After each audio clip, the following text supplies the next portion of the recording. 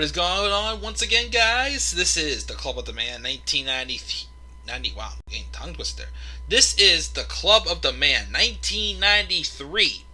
And we are here live for my live preview and predictions of WWE Wrestlemania Backlash 2021. It'll take place tonight, May 16th, 2021, at the WWE Thunderdome at the Yuengling Center in Tampa, Florida. We're going to take a look, of course, at the 6 matches that we have official as of right now. I haven't heard anything about a pre-show match or anything else being added to this card, but we're going to take a look at those 6 matches, talk about this show, and go from there. As far as my expectations for the show, very low. Very, very, very low expectations for this pay-per-view. I don't expect it to be that good. If anything, it's just another show where I say, I just hope for solid matches and just a one-time show that I watch and most likely never watch again. That's what I'm expecting from this pay-per-view. The build has been crap. These matches, they're not that exciting. I mean, we have, somebody finally getting a huge opportunity. And I say huge opportunity because I know he's not going to win. But it's literally that match. I mean, technically you could say he got it at WrestleMania. But now it's like, okay, really show your stuff.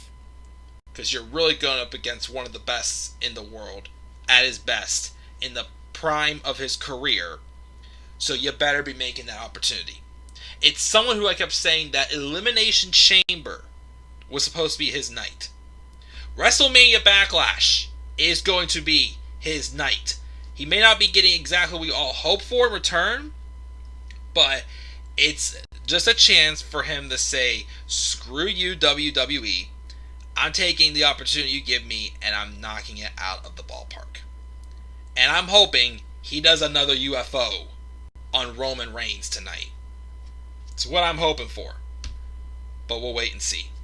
So yeah, I don't know how long I'm going to be up here. And I say that all the time. Yeah, I end up being up here longer for the shows I'm not excited for. And not as long for the shows that I am excited for. But what I'm more excited for tonight is the fact that my friend's coming over, my friend Joe Miller, maybe Daniel Guys also, and Joe is going to help me order my Nintendo Switch. I'm excited for that. I don't know why. I'm 27 years old and super excited about ordering a Switch. But yes, I'm ordering that tonight before the show starts. And after I play my softball game and knock that out of the ballpark as well. Anyways, let's roll into this. First, check the live chat. We've got the one and only T and Couponer in the live chat. What's up, buddy? I'm doing pretty good. By yourself? He says Cesaro will take Reigns to an uppercut party. Oh, I hope he takes him more than an uppercut party. I'm hoping the UFO happens again tonight. Again, that UFO was like the icing on the cake for his match at WrestleMania, and he's needs to do it again here on Roman Reigns. Which I will be, as of now, I will be live for that match. I will do live reactions with any of my friends who come over during that main event match with Roman Reigns and Cesaro. But without further ado, let's roll in and talk about the other matches. And as always, I will put them in order as to how I think the matches will be positioned on the card. I think we will open up with one of the triple threat matches we're going to get on the show. We have 2 triple threats on the show, both coming from Raw. The first one is Rhea Ripley and Asuka, Charlotte Flair for the Raw Women's Championship. Now on paper, this sounds like a killer match. 3 of the best women for sure in the company. I gotta say though, I'm not super excited about this one. I don't know, first off, what's Rhea Ripley? Is she a face? Is she a heel? She's been super back and forth. One week, she's teaming up with Nia Jax and Shayna Baszler. The next week, she's helping Asuka defeat Charlotte Flair. When Charlotte Flair is clearly the biggest heel in this match. Like, look at the booking they had for this. Charlotte Flair lost to Asuka, thanks to Rhea Ripley, and she got suspended because, for a week, not even suspended, let's put it that way, for attacking a referee. The next week, Sonya Deville just says, Char, are you sorry? There. She said she's sorry, she's back, and we'll give you a title shot. Now, how is that going to continue to have people just not get annoyed with Charlotte Flair? Like I said in my Smackdown review, Charlotte Flair has had more title opportunities, more title matches, than Roman Reigns has. Roman Reigns apparently only has like 39, according to Smackdown this past week. There was like a year or so ago when Charlotte Flair, I think it was around the time where, I think when Charlotte challenged Rhea for the NXT Women's Championship, I think they had said that that Charlotte had been in 66 title matches already. That is more than Roman Reigns. That's almost twice as more as Roman Reigns. So, I just gotta say this. We may have been sick of the Roman Reigns experiment for 6 years. It took 6 years for WWE to finally make things right with Roman Reigns. I mean, you can say they made things right by having Charlotte Flair be a heel and not push her as a white knight babyface, but dear God Almighty, it's just gotten that ridiculous. The fact that, like, Charlotte Flair away for 6 months, and I don't know. Again, I love Charlotte Flair, but it's like, when she gets back in the title picture, you know she's not going to escape that storyline unless she gets the title. You know they're not. But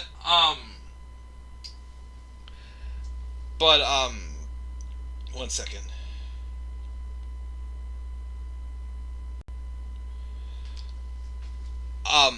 But yeah,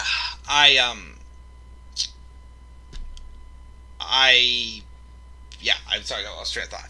But as far as this match goes, so you got the weird booking of Charlotte Flair.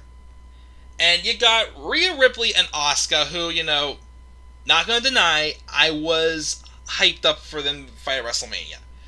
After seeing them wrestle a couple times, I'll be real and say they don't have the best chemistry. It happens. It was one of the things where it's like, okay, they tried, it was fine. So, I'm not sure how expected. I mean, I feel like if you let them, these three could put on a really good match. I have my head scratchers about this, though. Of course, the big, thing is the finish.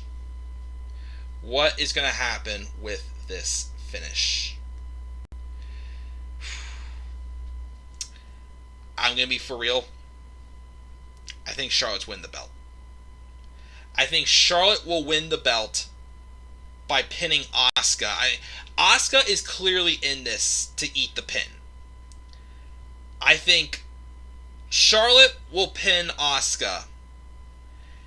To at least, because, all...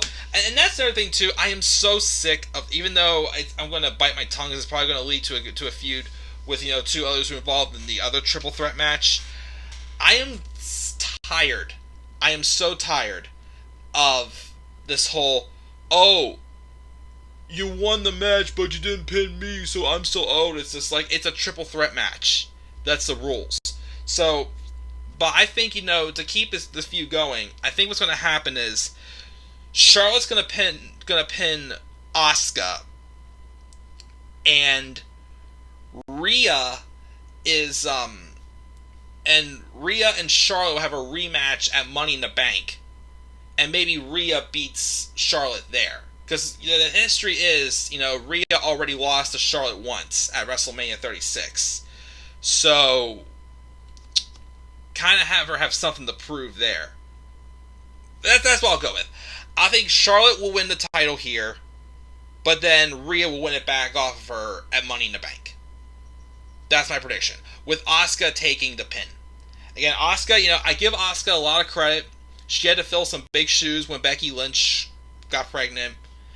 And, for WWE really dropping the ball on her, I'm glad they at least gave her her. I mean, even though she's winless at WrestleMania still, I'm glad they at least gave her, a one-on-one title match with her being champion, and not because I was pissed when they literally ripped the belt off of her like 2 weeks before WrestleMania 35, just because they had overproduced their women's main event. But Asuka had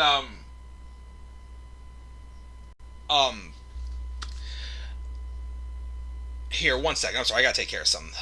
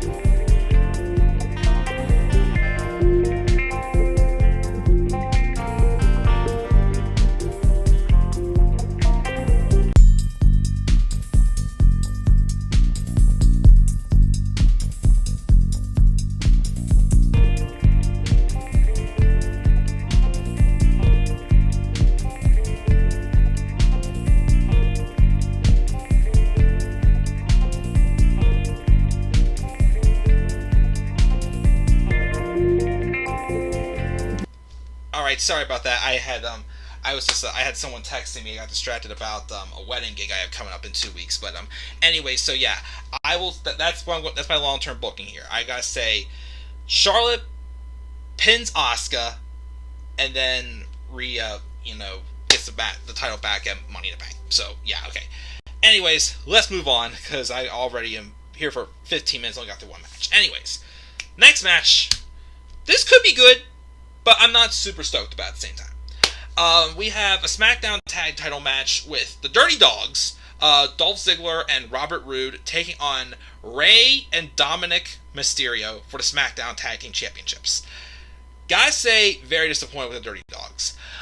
I was intrigued when they had won the tag titles from the Street Profits because they kind of... Ziggler and Roode do seem like they do have some potential together.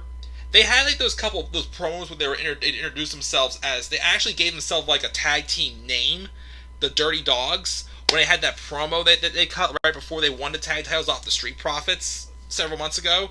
So I'm just like, it has potential, for sure it does, but it's like they were barely on TV and did nothing since. And all the build for this has been, with how lacking the tag team divisions are, because there's basically no tag teams. Raw's in trouble. There's no tag teams on Raw. Well, there's 4 or 5, but to me that's not a division. I think this division needs merged. It needs merged. But I just don't care about these tag titles. Any of the tag titles right now.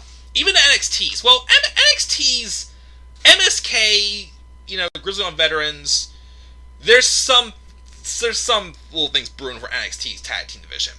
But this is just a history-making moment right here. The Mysterios are winning the tag titles. But it's not going to be for too long, because I think Money in the Bank, we're seeing a future Hall of Fame tag team already win the tag titles there. So, Mysterios win the tag titles here. We move on. That's all I got to say about this one. This next match, Damian Priest versus The Miz in a lumberjack match. Not that excited about this one.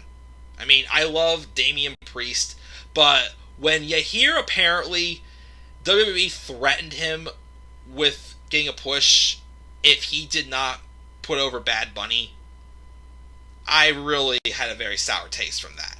I'm just like, what's supposed to matter more? The guy who's going to be here longer term, Damian Priest, or the musician? The guy who's just there to be a draw for WrestleMania. Again, you gotta rely on these part-timers and celebrities to be the ones to draw the attention to the show, when Damian Priest should be the one to draw the attention to the show. But, Bad Bunny killed it at WrestleMania. He was awesome, so I guess Damian Priest is like, yay, you got... Well, this is the Damian Priest. You did your job, now we can push you. And it's just the fact, okay, getting Damian Priest a pay-per-view match, I'm not going to be pissed about. But the fact that they've had how many matches already with him and The Miz, I'm just like, do you care at this point? It's a lumberjack match. It's just so obvious. Damian Priest is going to win this. And they may split up Miz and Morrison. They're starting to tease it. I say go for it. I'm sorry. The booking this time around between those two has just not been good. I continue to say that. Miz went from, being the best heel in the company to just a typical comedy act heel, and just makes no sense. And, he feels like the Miz that I wasn't a fan of before 2016 again. That's what he feels like. And then John Morrison, making him like the dumbass of the two of them. We all know what we always say about him. He should be pushed as a main event single star. He killed it away from WWE between 2011 and 2020. But then, of course, they bring him back, and it's the same old, same old. So, Damian Priest wins. Maybe Miz and Morrison break up. That's what I am hoping for. Next match. Match number 4. The second triple threat match of the night. Bobby Lashley and Drew McIntyre and Braun Strowman in a triple threat match for the WWE Championship. I mean, on paper, I'll be honest with you. These three, when they've had singles matches against each other, they've been pretty good. Bobby Lashley and Drew McIntyre have good chemistry. They had a great match at Backlash last year. They had a really good match at WrestleMania. I thought their match was great. Braun Strowman and Drew McIntyre have had a few run-ins on Raw. Solid matches. Bobby Lashley and Braun Strowman have good chemistry too. Of course, one match I like to always refer back to is their last man standing match they had at Extreme Rules 2019. So I think there is a lot of potential for this match. Problem is right now, it just feels like three big men just thrown together for no reason in one match. You know what I mean? It feels like I feel like, there really isn't much of a story. It's just three big men thrown in there. Drew McIntyre has had how many opportunities already? And again, I love Drew McIntyre, but it was like when he lost his match at WrestleMania, it's like, okay, he had his rematch, he lost, time to move on. And then there's Braun Strowman, who just got over the feud with Shane McMahon and the whole Braun is stupid stuff, who, like I said, just really fell off the face of the planet, ever since they refused to capitalize them in 2017. So it's just like, it's three men, like I said about the first triple threat match, three people who have potential to put on a killer match, but at the same time, it's just like, why should I be excited for this? I don't know. Like I said, it just feels like a match. It doesn't feel like anything like super duper exciting. But one of those matches where it's like, okay, it'll be good when it happens, but am I really going to talk about it, years down the line? I don't know. Who knows? So, I'll say Bobby Lashley retains. Obviously, that's going to happen, I feel, but I want to throw one more curveball in there. Not really a curveball, but one that I'm just like, do I really want to see this? But it's going to happen. I'm going to predict a certain somebody just returned recently, and he has a new stable. I mean, it's much more believable of a deadly stable than what the Singh brothers were, but obviously there is history there. So obviously, are you really going to have Drew McIntyre lose again and literally go nowhere with him again? I mean, if they could, he could take a little bit of a breather. I mean, he was the head of, he was, the guy on Raw for a whole year. Obviously, he used a little bit of a breather. Wouldn't hurt. But I still think last year, if Jinder Mahal did not get injured again, I feel like Drew McIntyre and Jinder would have been feuding when Drew and Ziggler were feuding. I feel like that's where they would have had Drew and Jinder feud, since they have a little more truer history. I mean, okay, yes, so does Ziggler and McIntyre. My thing though was it was obvious to me that Ziggler was not going to be beating McIntyre. Where Jinder, as much as I don't like Jinder, I feel like a match with Jinder and Drew is not as predictable. Because, even though no one likes Jinder Mahal, WWE likes Jinder Mahal. And obviously, if you give a man like Jinder Mahal a championship reign and have him defeat Randy Orton for the title, I feel like they would make that feud would be not as predictable, in my opinion. So I'm going to say, I mean, I know I said before, I hate the whole, well, I was in that triple threat match, but I didn't get pinned, so I was another shot. Like, I'm sick of that rule. I feel like what should happen here is Bobby Lashley pins Drew McIntyre because Jinder Mahal and his stable interferes. And then we'll have Bobby Lashley and Braun Strowman at Money in the Bank one-on-one. And then we'll have Drew McIntyre go on to feud with Jinder Mahal. So, Bobby Lashley retains, Jinder Mahal interferes, and we get a Jinder Mahal and Drew McIntyre feud. That's the best I got for this one. Next match, SmackDown Women's title match, Bianca Belair and Bayley. This should be fine. I mean, Bianca and Bayley have had, decent matches. I don't expect it to be like a match of the year candidate or anything. It's just a match to get Bianca on the card. I think Bianca's going to retain over Bayley, as I expect to. And, just maybe a triple threat at Money in the Bank. Bianca, Sasha, and Bayley, or who knows what. At some point, though, we're going to get a rematch between Sasha and Bianca. I was hoping it would have happened here. I mean, the title of the pay-per-view is WrestleMania Backlash, even though not all these matches feel like you're getting WrestleMania Backlash from it. But, I still think they should have just called this show Backlash, not WrestleMania Backlash. But at some point, I still think when they do that rematch for Bianca and Sasha, Iron Woman match, I feel like those two, the story is there for these two. Again, I don't think the match quite hit the high note like Sasha and Bayley did from NXT TakeOver Brooklyn 1, but I think it was very close. I had those vibes coming out of that match at WrestleMania. So I think they should,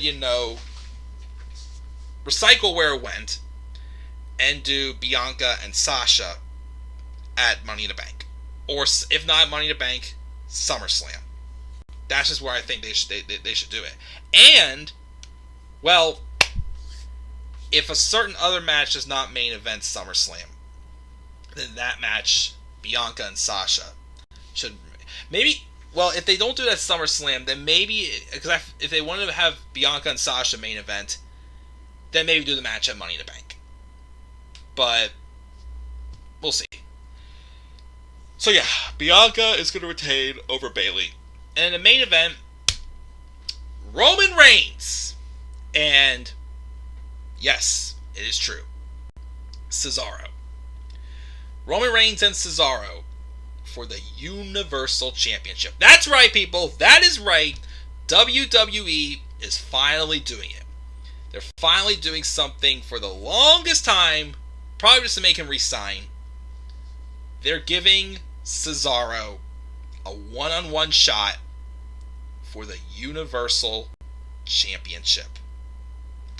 About damn time. Just the fact that, okay, the thing that I don't want to happen, but I feel like I won't have as bad of a taste in my mouth as they did it, because they actually did give Cesaro a moment at WrestleMania with his match with Seth Rollins that was excellent. And of course, like I said earlier, the cherry on top was that UFO he did. I'm hoping he does that again. But like, they actually, at least I feel like they did more. They've already done more with giving Cesaro that main event singles push than I thought they would do. So I will give WWE credit for that. However, I still don't want this to be just okay, we gave him his shot. He didn't win. You happy? Let's move on. I don't want that. I don't think Cesaro is winning here, though. I think the main focus of this match, which is going to be awesome. I'm going to do live reactions for it. But I feel like the main story going into this match is Jimmy Uso. Yes, Cesaro getting his one-on-one shot, but to keep long-term booking going, to keep like that babyface sympathy built on Cesaro, they gotta have Cesaro hit a hurdle or two. Kind of like how they did with Kofi Kingston. Kofi Kingston, had his shot inside the chamber, came up short, but obviously, wanted that one-on-one shot, and he fought for it, and he got it. After even other people were telling him no, he got it somehow. He fought through a lot of hoops. Give that story to Cesaro. Which is why I was originally predicting they were going to do the rematch with Cesaro and Seth Rollins, because it is, again, WrestleMania Backlash, where Cesaro wins in the 2 out of 3 falls match and earns his title shot. But that didn't happen, and instead, they gave it to him here. So, obviously, I'm still saying Roman's retaining here. But this match, I still think he's retaining because it establishes Jimmy Uso turning heel and forming the heel Usos, who will go on to win the Smackdown Tag Titles off the Mysterios at Money in the Bank, and just make this bloodline stable with Roman Reigns and the Usos just even more powerful. But, of course, here, as Roman's done an excellent job while making him look like a monster, he's made his opponents look awesome in return. Like, to the point where it's just like, oh god, he came so close. Like, believably. I want to see that in this match. Like, Cesaro, WWE is finally giving you that shot. And when you were given that shot with Rollins, you knocked it out of the ballpark big time at WrestleMania. Now it's his turn again to do it again with the title on the line. Prove that you at some point need to have a run with this. And I said for a while now, there are three people that should be candidates to dethrone Roman Reigns. Big E, which is still possible, but if that's the case, not yet. Keith Lee, when he comes back, or Cesaro. Right now, Cesaro's getting that first opportunity of the three. This needs to lead to I said before about Bianca and Sasha main eventing SummerSlam. Well, if they decide to keep going with this story, then Bianca and Sasha may have to wait have to do their thing at Money in the Bank if they want to main event the show. What I say happens here, again, Jimmy Uso turns heel and officially aligns himself with Roman Reigns. And that's what helps Roman retain, whether it's by, disqualification or just distraction or something. But it's still going to be a killer match. Again, these two had a really, really good match in 2015 in that world title tournament when Seth Rollins got injured and then Roman would eventually fight Dean Ambrose at Survivor Series. I think it was the second round. These two had a killer match, and it was awesome. So I know for a fact, if back then, when Roman was not being booked right, they could put on a killer match, right here, they're going to put on even bigger of a killer match. But the long-term story should be here is Jimmy Uso is the reason why Cesaro didn't win here. Cesaro goes on and wins Money in the Bank at Money in the Bank, and he could either cash in on Roman and beat him there, or cash in his opportunity and say, I want my opportunity at SummerSlam where I defeat you one-on-one. That's the long-term booking. This better not be the only match these two have. I'll be satisfied in terms of, okay, at least they've actually given Cesaro some fair opportunities. They gave him a WrestleMania moment. They gave him a one-on-one world title shot. Things we never thought we'd see happen for this man. And they're telling the right story with it too.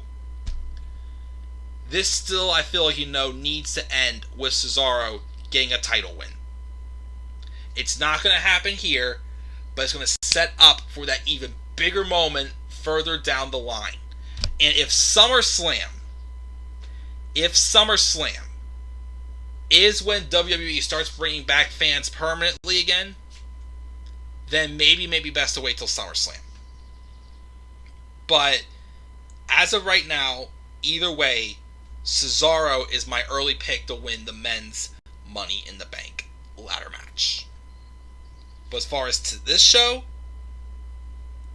he has to prove himself, which I believe he can.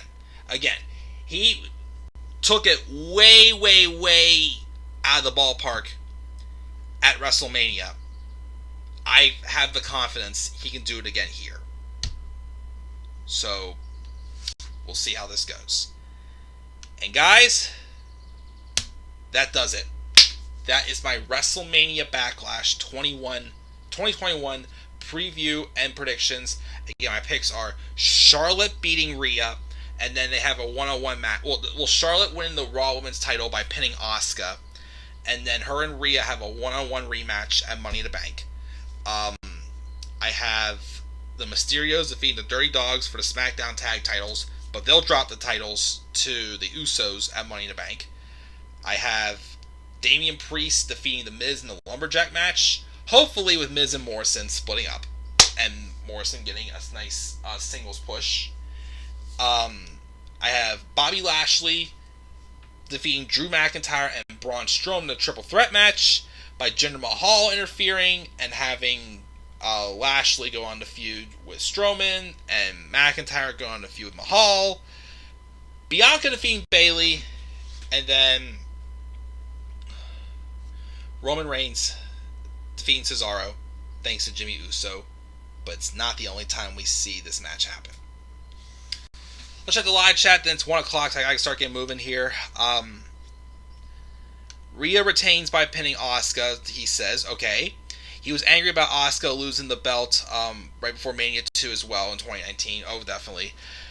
I thought a pay-per-view they would do Cesaro and Jimmy Uso versus Jay and Reigns for the Universal title, and Jimmy will turn heel and join Roman. Ooh!